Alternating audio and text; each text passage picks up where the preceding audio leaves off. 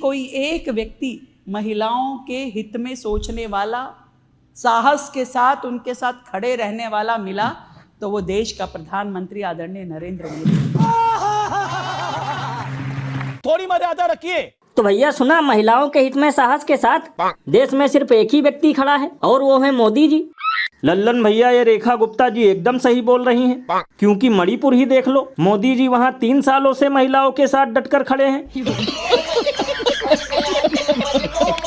और लल्लन भैया सिर्फ यही नहीं, आज यूपी, बिहार और दिल्ली की महिलाएं किसके बदौलत खुश हैं? इन्हीं के बदौलत खुश हैं। यानी दे दनादन इन्हें गैस सिलेंडर मिल रहा है, हर महीने खाते में खटाखट 2500 रुपया आ रहा है, और कानून व्यवस्था तो इतना टाइट है कि अब रात को 12 बजे भी महिलाएं गहने लाद कर घूम रही हैं।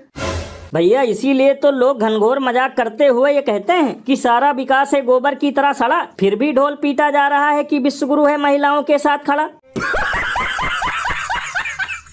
ये बड़ी अच्छी बात कही आप। बताओ, खुद के नेताओं से तो महिलाएं सुरक्षित नहीं है। कोई रोड पर रंगरलिया मनाता है तो कोई कार्यालय में, और फिर भी झांसा दिया जा रहा है कि हम नारी शक्ति वंदन लाकर तुम्हें मंत्री विधायक बनाना चाहते हैं। अरे इससे अच्छा तो सोना चांदी ही सस्ता कर देते तो महिलाएं इसी में खुश हो जाती।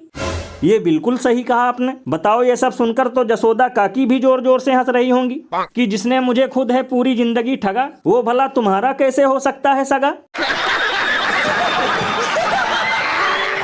और अभी तो रुको, क्लाइमैक्स अभी बाकी है। और ना मेरी गाड़ी में एयर कंडीशन चलती है, ना एसी के वातावरण में मैं बैठता हूँ। पॉकेट में प्याज ले जाओ, कुछ नहीं होने वाला तुमको। तो भैया देखा, ये बीजेपी के रजवाड़े नेता ज्योतिरादित्य सिंधिया हैं, जो गर्मी से बचने के लिए अपनी जेब में प्याज रखते हैं। तब तो लल्लन भैया ये ठंडी को दूर भगाने के लिए अपनी जेब में लहसुन और हरी मिर्च भी रखते होंगे। अरे बाप रे, ये तो धोती खोल रहा है। लल्लन भैया, ये बीजेपी वाले 12 सालों से ऐसे ही देशवासियों को ठगने का काम कर रहे हैं।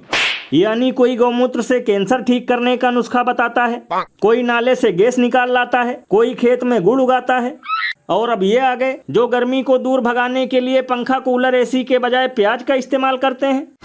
भैया इसीलिए तो इस पर महान कवि बाबा लपेटू दास ने कहा है कि प्याज के बजाय पॉकेट में गोबर रखो, इससे और भी ज्यादा ताजगी का एहसास होता है।